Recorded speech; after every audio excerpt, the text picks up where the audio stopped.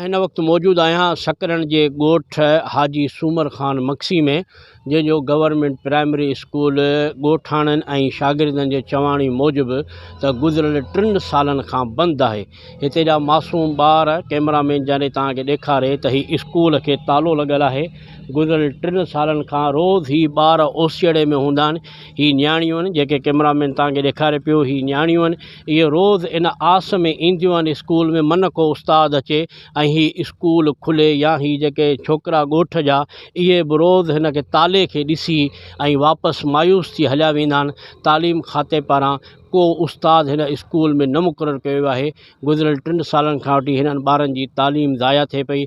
अचो त हिननि ॿारनि खां ऐं ॻोठ जे नेक मर्दनि खां पुछूं था त वधीक हुन बारे में छा था चवनि। उते मक्सी ॻोठ हाजी सूमर मक्सी जो रहाको आहियूं। असांजा नंढड़ा ॿार जेके बि आहिनि, इहे जेके आहिनि तालीम जे लाइ असांखे 3 साल आहे स्कूल असांजो बंदि लॻो पियो आहे।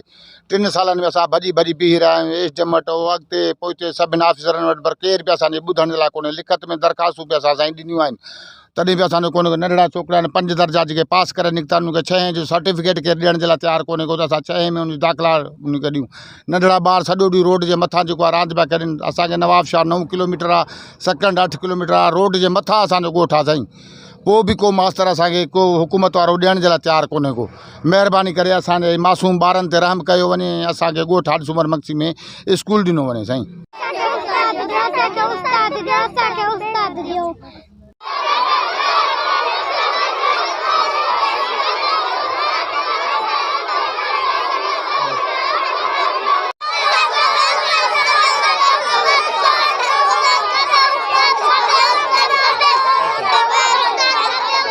ॻोठ में ॻोठ हाजी सूमर ख़ान मक्सी जंहिं 8 तालीदाद ऐं हिन जो स्कूल जो जेको सो मास्तर कोन्हे को उस्ताद।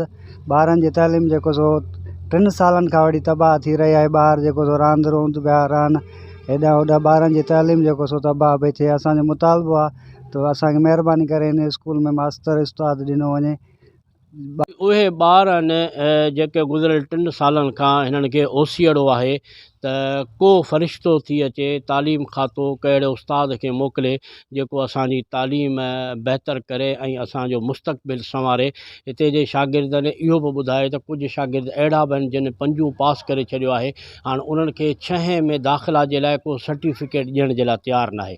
इन करे आला इख्तियारनि खे ज़रूरत आहे, जीअं सिंध सरकार हिकिड़ो नारो आयो आहे त पढ़ंदी सिंध त वधंदी सिंध। हाणे उन्हनि खे असां ॾेखारणु था चाहियूं त जेकॾहिं हीअं हूंदी सिंध त कीअं वधंदी सिंध। इन करे पंहिंजे नारे ते अमल कयो ऐं हिन ॿारनि जो मुस्तक़बिल बहितर जे लाइ हिन स्कूल में उस्ताद ॾिनो वञे।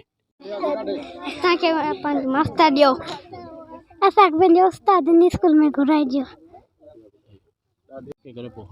मुंहिंजो नालो आहे सईद मक्सी। मां हिते 5 पास कया आहिनि। असां हाणे 6 दलेल थो वञा 6 क्लास लाइ। हुते सर्टिफिकेट था घुरनि ऐं चवनि था सर्टिफिकेट ॾींदे तुंहिंजी अॻिते पढ़ाई कंदासीं, न तूं घर वञी 6 महीना थी विया आहिनि मां घर वेठो आहे, सर्टिफिकेट मूंखे नथो मिले। महिरबानी करे त उस्ताद आणियो वञे जेको मूंखे सर्टिफिकेट करे ॾिए, मां अॻिते 6 में पढ़ां।